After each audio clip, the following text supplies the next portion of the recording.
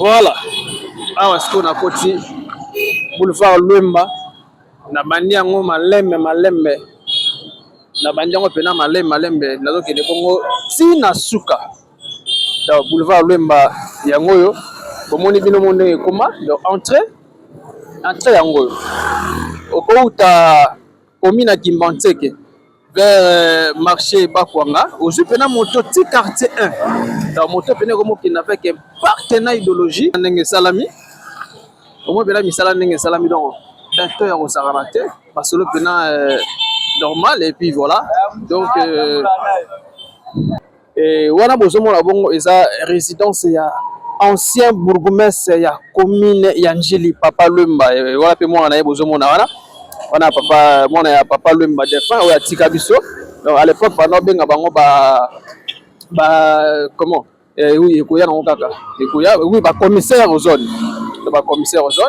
donc le pango ya défunt Papa ya biso yango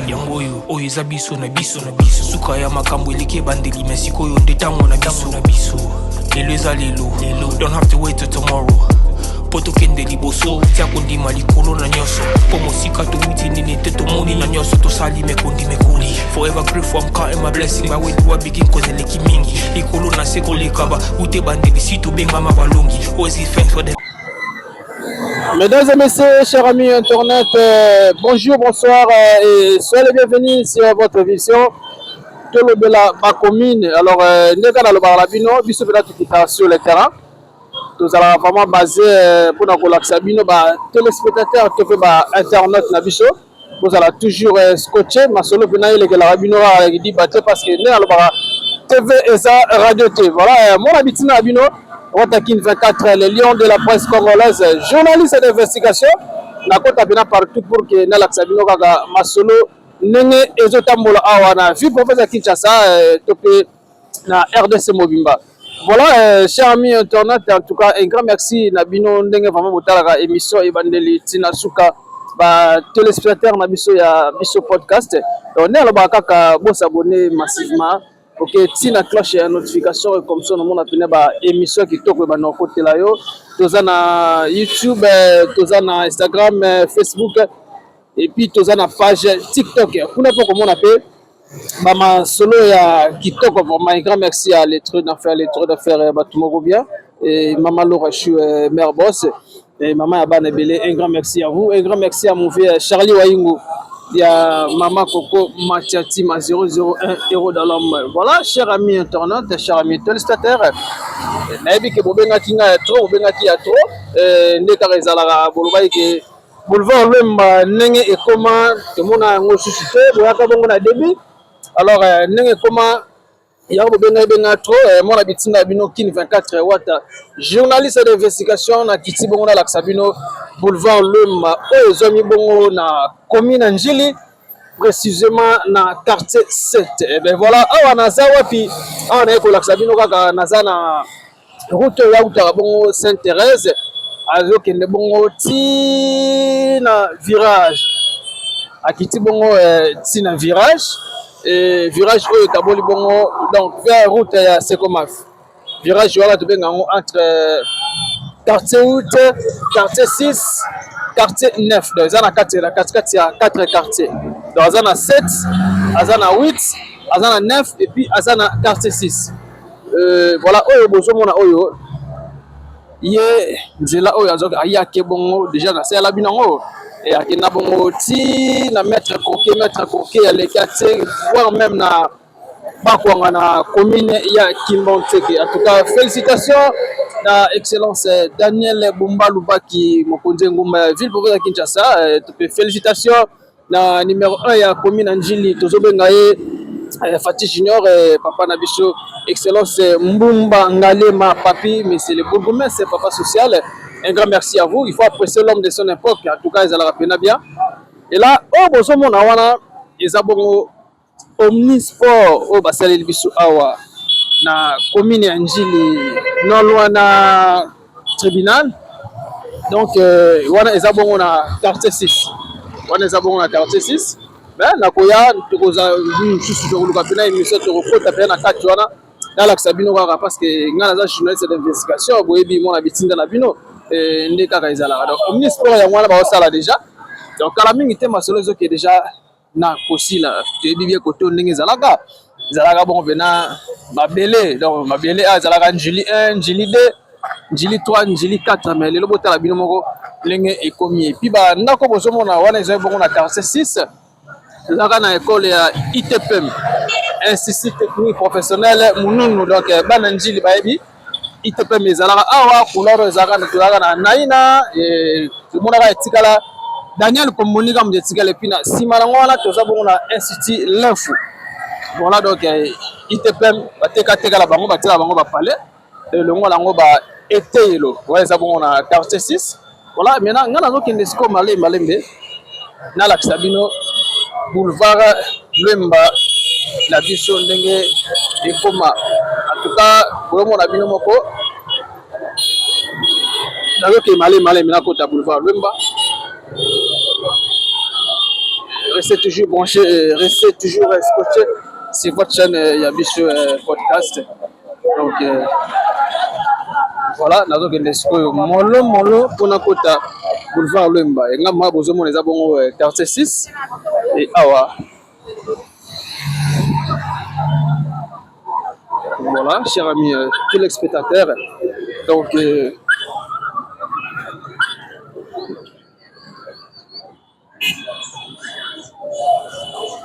voilà awa siko na koti boulevard Lemba na bandi yango malembe na bandi yango pena malembe nazo kende bongo tina suka donc boulevard Lemba yango yo bomoni bino monde ekoma donc entrée yango yo okouta komina Kimbanteke vers marché Bakwanga aujourd'hui pena moto ti quartier 1 donc moto pena comme qui avec un partenaire idéologie sans problème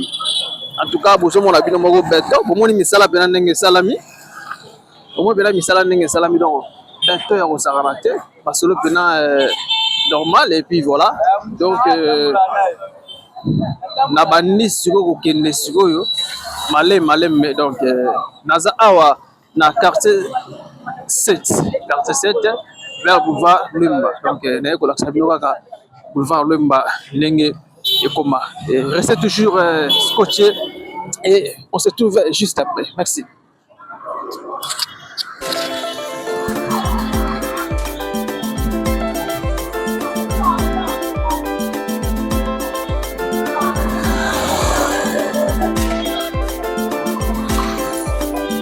Matoye yoki miso emoni linga kolobe zate otembeza temwe misale munani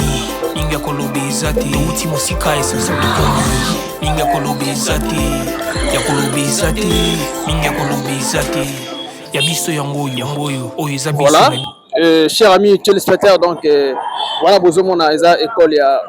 Omalayeka école pena ya kala awa na ba quartier 7 awa école Omalayeka et zami toujours na avenue commerciale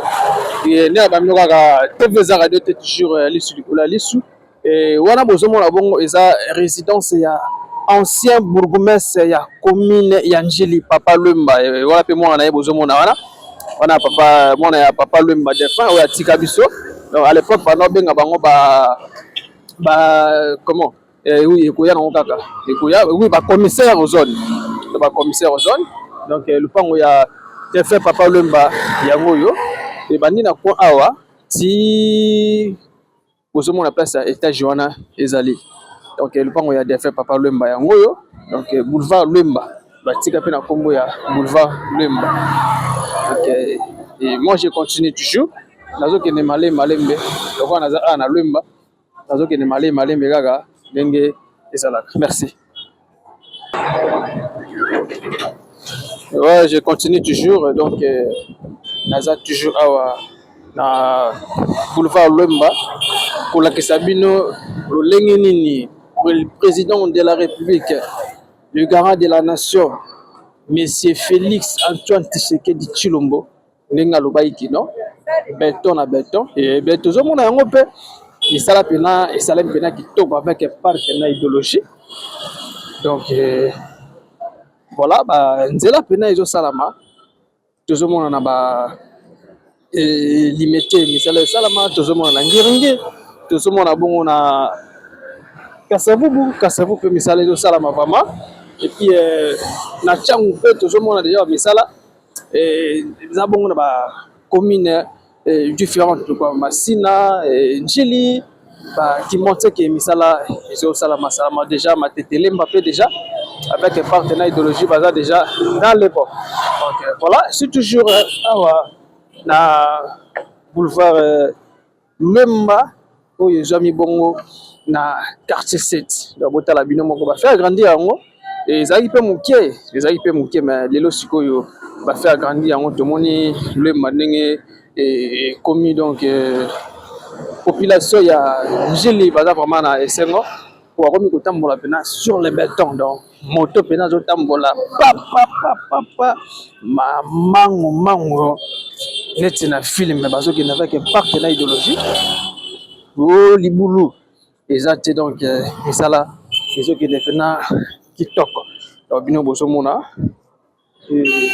nzela vraiment d'alément misala vraiment yango tomoni béton hein? Donc béton na béton vraiment il n'y a pas de commentaire à faire. Faut qu'on félicite misala pene yo sala makitoko faut mettre la paix konzima boko en tout cas bonne vraiment ezalaka mais to resenga vraiment otika pe konyata ba pelouse faut ko batela yango ekola pena kitoko ezala moi bijou neto mona boulevard kimuta pe le bilebo mona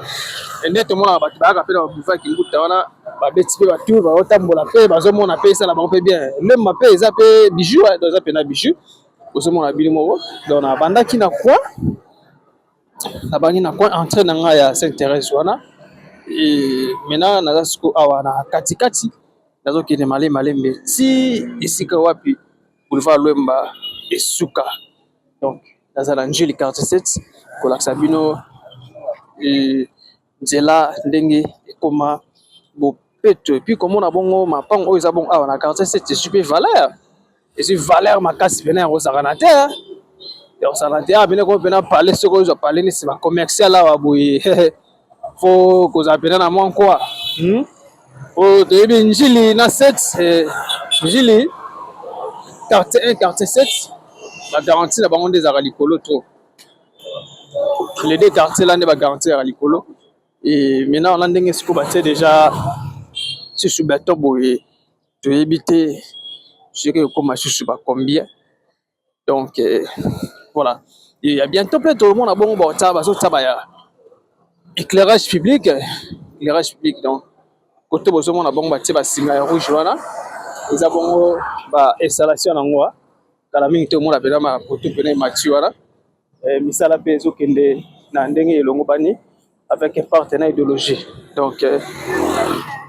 tout doit vraiment nambi makambo donc boyende vraiment voilà nasa toujours awa honorable Destemond depuis Belgique ba tika bongo boulevard Lemba ezaka boité mais bota le bilmo boulevard Lemba ndenge commis avec un partenaire idéologie voilà boulevard Lemba yango yo ba yike ba kongomani to pe population ya commune Njili baza vraiment na esengo makasi ya kosakana te ba pena esengo makasi ya komona boulevard Lemba ndenge commis mais to ba ne ko batela ba canalisation ba terrasse te ba ko batela ngo oza pena malamu mingi hein koza ba poubelle te bwaka ezala mabe wana ekosunga te koyeba ndeni ya kobatela biloko na biso oyo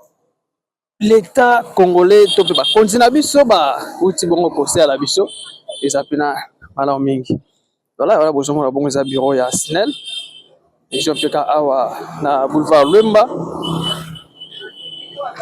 voilà naza toujours na avenue commerciale mais ba avenue monsieur ça on a bandenga ba sima kuna mais lokwa na ekolobela nde boulevard Lemba yango lelo naza kaka awa na boulevard Lemba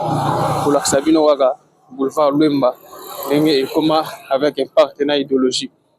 et awa nde esika bando sala au de la changu mai ya changu bando sala ngo awa donc la Tchangwa, donc ça sonne un parti vraiment donc la Tchangwa il n'ont pas ça là awa donc toujours na boulevard Lemba bozomo na bino moko nzela bino ke toko awa déjà etikalisco éclairage public car ne evanda so éclairage public car evandi awa j'ai kitoko donc là voilà bozomo na bongo za collège ya Don Bosco collège ya Don Bosco ba ancien ba école kala vraiment na ba quartier 7 ça école kala vraiment donc Lwemba na biso yango yo bana njili en tout cas pour manifester à travers cette émission banjiloise surtout mingi bana quartier 7 pour manifester et que vous allez vraiment malamu mingi donc tout le monde a bon concert na ngai na kombo ya Elmara la plus courte de la presse congolaise journaliste international Yaka sala bongo découverte à quartier 7 et maintenant ngana eko laksa bino kaka Lwemba na eko laksa bino kaka boulevard Lwemba ndenge koma avec un parti na idéologie. Merci.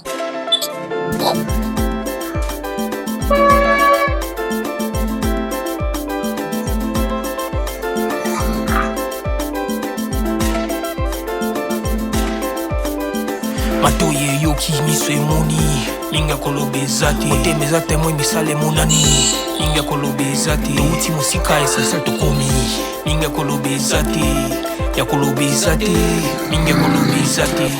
ya biso yango oyo eza biso na biso suka ya makambo eleki ebandeli me sikoyo nde ntango na biso lelo eza lelo don't have to wait till tomorrow po tokende liboso tia kondima likolo na nyonso po mosika towuti nini te tomoni na nyonso tosali mekondi mekoli forever grateful I'm counting my blessing my way to a begin cause eleki mingi likolo na se kolekaba ute bandeli si tobengama balongi always give thanks for the life I'm living ekomi elengis like I'm watching a movie soki nakanisi bolamu na yo elekelaka ngai osali ya kokamo oduwa give in exchange koma koyebisa ngai liwa ya so ndima mpe mponga nazwa bomo ya seko elekelaka ngai give to Caesar what belong to Caesar yebiso lokumu topesa na nkolo obimisanga na molili opesa lilobo epelisa mwinda okomisa nzoto etonga makambo nakoma komona kokamwa ebandeli mpe suka nyonso tosengaka esi osala bokitano ya bala ya mabana bilaka na ndima kokokisa nyonso mpo na ntina nanga ya motuya yo opesanga ofere nzambe tata esengo na ngai ya libela moninga na ngai ya motema matoye yoki miso emoni linga kolobeza te otemeza temoi misala emonani linga kolobeza te outi mosika esasa tokomi linga kolobeza te ya kolobeza te linga kolobeza te matoye yoki miso emoni linga kolobeza te otemeza temoi misala emonani linga kolobeza. Et voilà, chers amis, téléspectateurs, donc voilà, Naza toujours à Wana, commune Anjili précisément, na quartier 7 vers boulevard Lemba, et pour la Sabino Vina boulevard Lemba, ici là déjà, donc ici là déjà, ici là l'Icaraba éclairage public, donc là déjà, tout le monde a un et puis Nagoya pour la Sabino, là va voir TV Zara de toujours l'issue du collège l'issue, en tout cas, Zela Pena. Et salami na ndenge le ngobani donc béton tout en est parcelle ezala ba ngambo wana osomona déjà et comme sous na valeur makasi parce que kozala tout près ya boulevard boye ils a vraiment et matara vraiment sous il pesa sous ba parcelle à biso valeur hein, donc comme sous na valeur ya kosarana te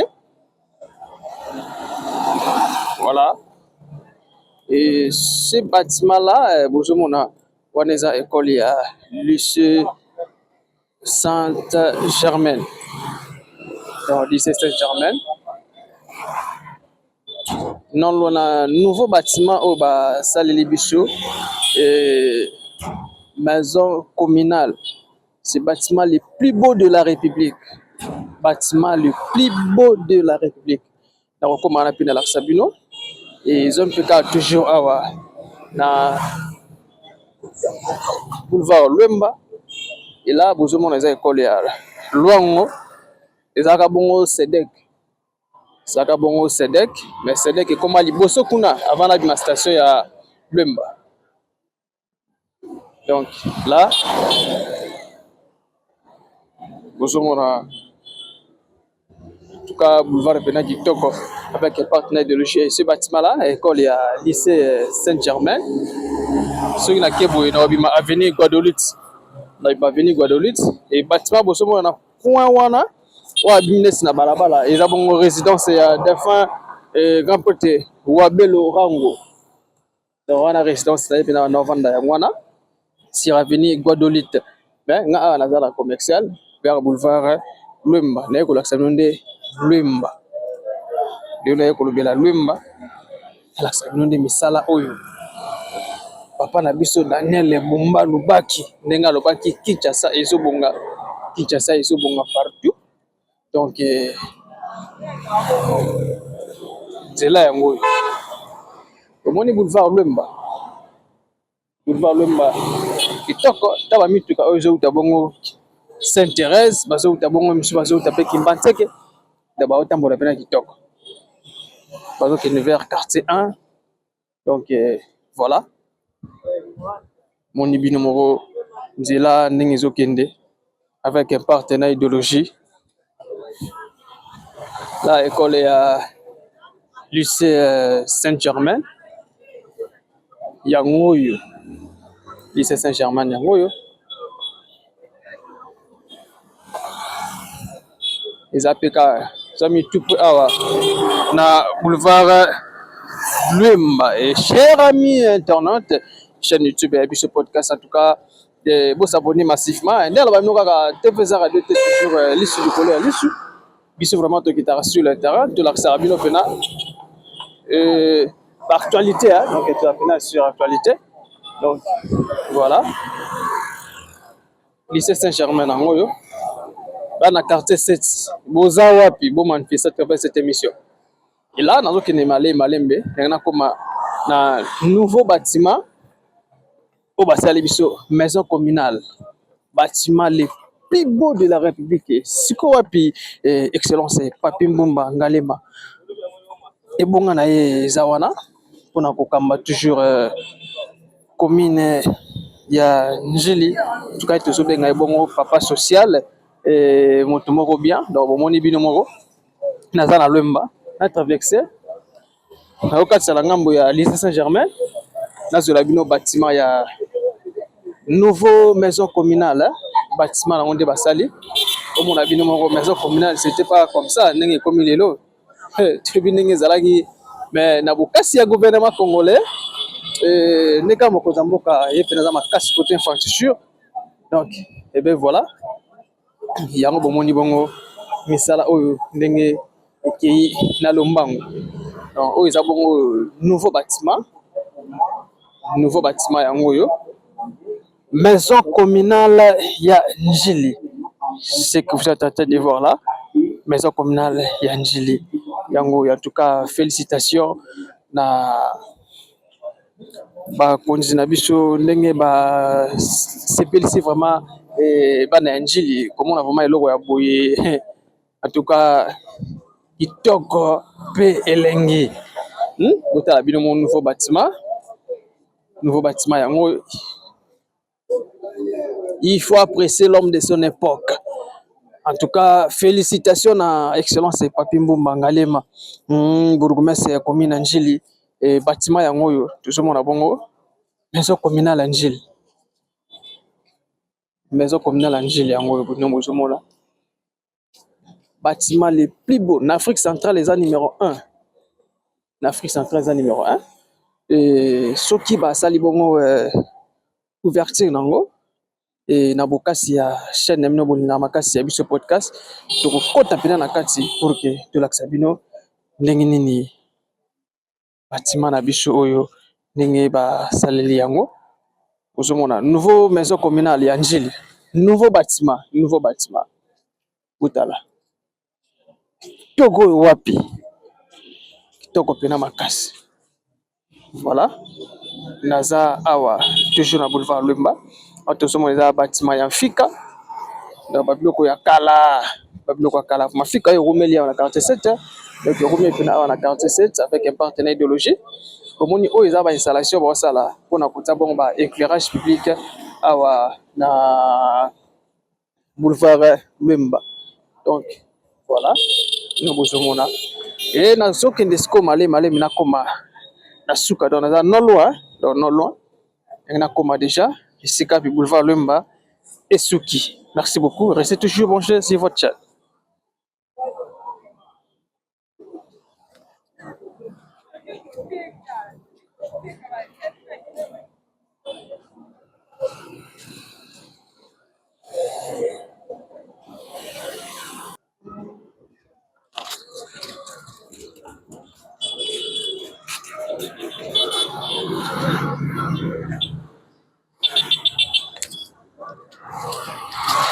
Place tozomona ezaka bongo cinéma yele ezaka bongo cinéma yele donc bana Angelique 7 bayebi cinéma yele ezaka vraiment avec un partenaire idéologie donc pour à l'époque ezalaki kota la film il faut qu'il y ait ba ciné voilà ba CD ma lelo to komana même na ba téléphone au télécharger na yo pe film na yo ou tu méga na yo télécharger film mais à l'époque il faut que ka ciné et puis là ciné que ta ba film ba Jackie ou que ta film ba Jean-Claude Van Damme film ba Chic Norris c'est son âme donc ming langa pe na film ya chasse à l'homme film ya chasse à l'homme qui me sera ba chiki trop qui m'a bela ba chiki fort chasse à l'homme on ba programme bazo dessiné ba ce programme na libaya taliga trois films au bena fona tala o lati ba uniforme tongo ko makotwana olongo na yo te bilamba ya palais okoti ciné po ezaka na ba uniforme ba na boya ba okota te na ciné ota la film il faut olongo na ba uniforme bombi ya pokoti à l'époque film ya chasse à l'homme ya Jean-Claude Van Damme na ratango na pasi ya kosakana te donc voilà nazo koma siko na suka ya esika boulevard Lumba et Suki et là bozomona eza bongo wende ya 7 ngoyo kofra nanga asalango déjà na kati wana nga laksino ga libanda parce que leo na ko lobande boulevard Lumba ene ko lobla mingi boulevard Lumba donc bino omoni avec un partenaire idéologie et là na comme déjà na coin wala bozomona eza bongo station ya Lumba station Lumba ozwi moto na s'intéresse tikanga na station Lumba ba kito pena awa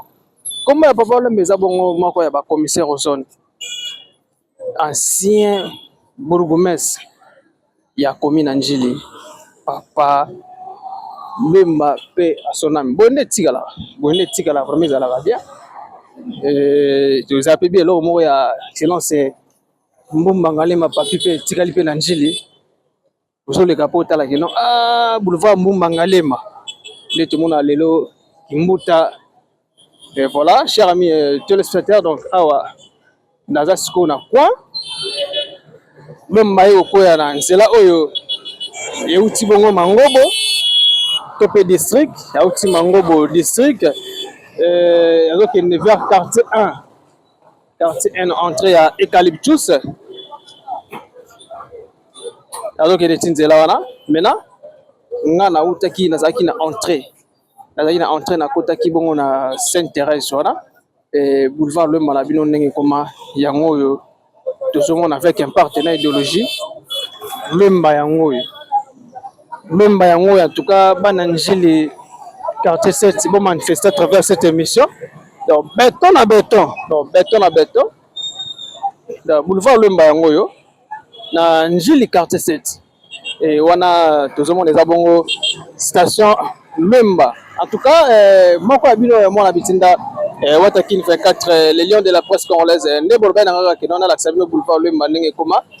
na bandaki bon na entrée na débit nango kuna na entrée vers route ya Sainte-Thérèse ko tapé ba kwanga aussi moto OK quartier 1 awa ba mitoko bozomona zokende bongo na station Shell oyo ezomi na toujours na quartier 7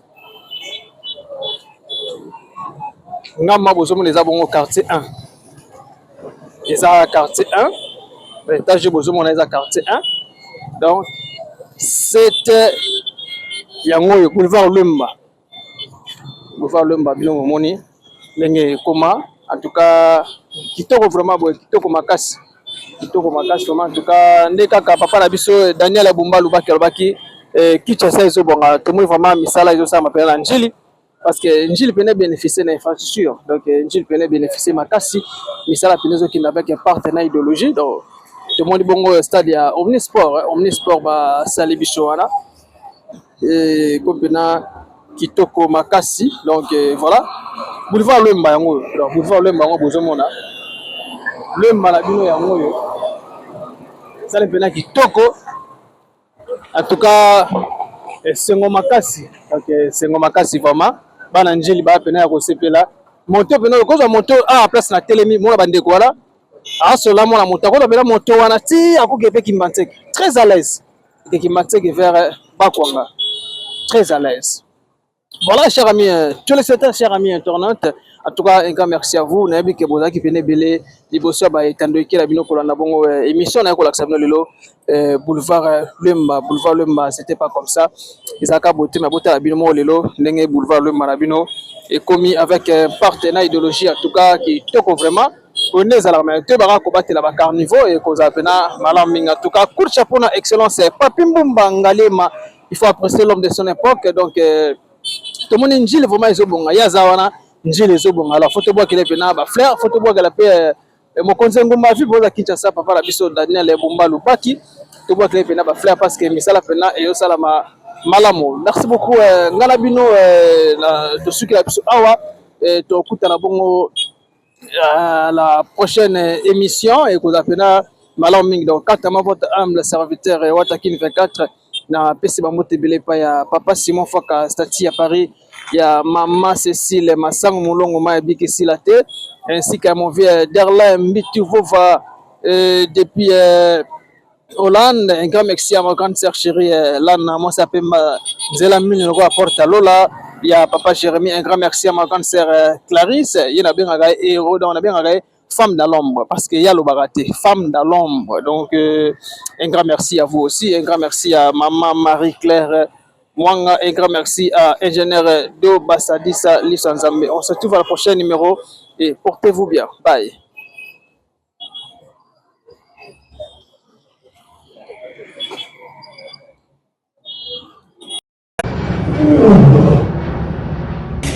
Ya biso yango yo oyo eza biso na biso suka ya makambo eleke bandeli mesiko yo ndetango na biso